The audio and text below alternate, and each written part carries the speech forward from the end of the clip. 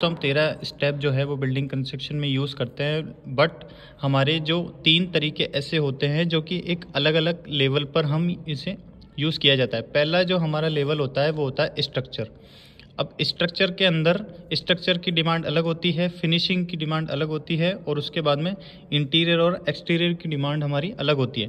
पहला हमारा आता है जैसे स्ट्रक्चर। अब स्ट्रक्चर में सबसे पहले हम एग्जीवेशन जो हमारा होता है, जिसे हम खुदाई भी कहा जाता है, उसका लेवल क्या रहेगा, रोड से कितना डाउन रहेगा, कितना अप रहेगा, उसकी खुदाई कितने हिस्सों में होगी, किस जगह पर होगी, लंबाई चौड़ाई क्या रहेगी उसकी, उनके क्या क्या, इन जो एग्जीवेशन का जो लेवल होता है वो हम आर्किटेक्ट द्वारा या फिर इन जो डिज़ाइनर होते हैं वही हमें लेवल देते हैं कि आपको कितना रोड से इतना किस जगह खोदना है।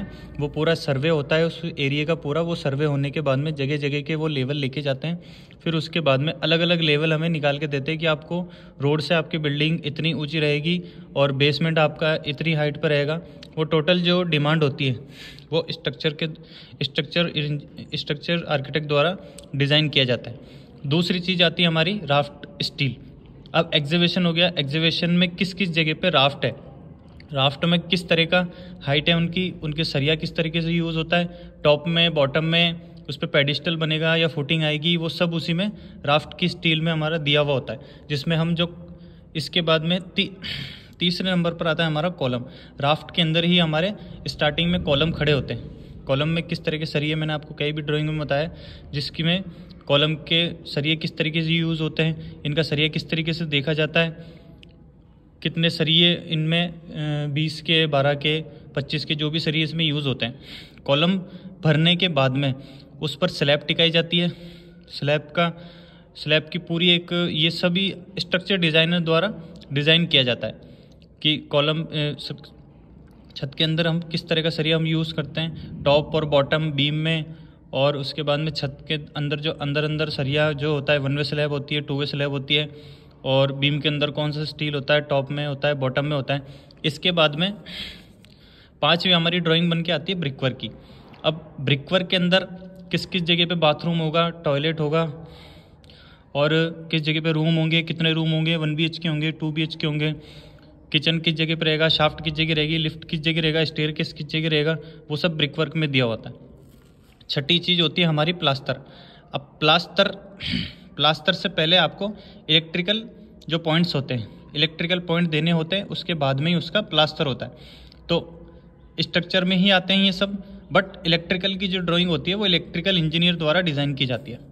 प्लास्टर हम शुरू से देखते हुए आ रहे हैं, ब्रिक वर्क के बाद में प्लास्टर होता है, प्लास्टर से पहले उनमें इलेक्ट्रिकल के जो भी।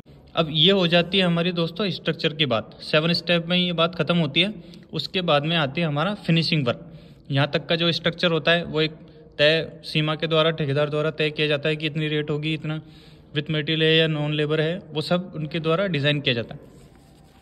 दूसरा तरीके में आता है हमारा फिनिशिंग वर्क।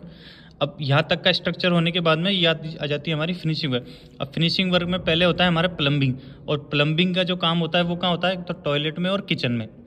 ठीक है दोस्तों, ये टॉयलेट और किचन में प्लम्बर का काम होने के बाद में उन पर टाइल लगा दी जाती है, क्योंकि सबसे ज़्यादा पानी का यूज़ किचन में और टॉयलेट के अंदर ही होता है, इसलिए वहाँ पर टाइल का हम उपयोग करते हैं। क्योंकि अगर पानी का फ्लो दीवारों पर रहेगा तो लीकेज आता है, इसलिए उस जगह पर हम टाइल का यूज़ करते हैं। टाइल लगाने के बाद में जो अंदर के जो अंदर की दीवारें होती हैं, जहाँ पर हमारा प्लम्बर का काम नहीं हो, जहाँ पर पानी का काम नहीं है, उस जगह पर हम POP की जाती है। POP भी कर सकते हैं, या फिर उस पर बाहर की तरफ, अंदर की तरफ POP की जाती है और बाहर की तरफ हमारी पुट्टी की जाती है। पुट्टी करने के बाद में उस पर हमारा कलर होता है, या तो पुट्टी भी कर सकते हैं या फिर टेक्सचर भी कर सकते हैं। तो इन पर जो भी, अगर पुट्टी करते हैं तो पुट्टी पे कलर होगा, टेक्सचर होता है तो टेक्सचर पे कलर होगा। और उसके बाद में ये सब होने के बाद में ये सब एक तय ठेकेदार द्वारा किया जाता है। स्ट्रक्चर का ठेकेदार अलग तय सीमा में करता है। दोस्तों लास्ट हमारा होता है इंटीरियर और एक्सटीरियर। जब भी हम अपने जो बिल्डिंग कंस्ट्रक्शन में होते हैं, ये पार्टी द्वारा डिसीजन होता है।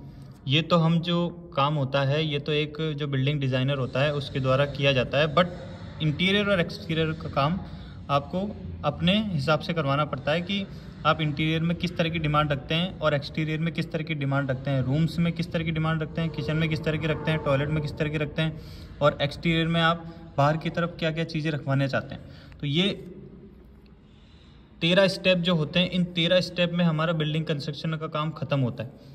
ये तरीके ही पूरी बिल्डिंग जो होती है उस तरीक़ों से डिज़ाइन की जाती है।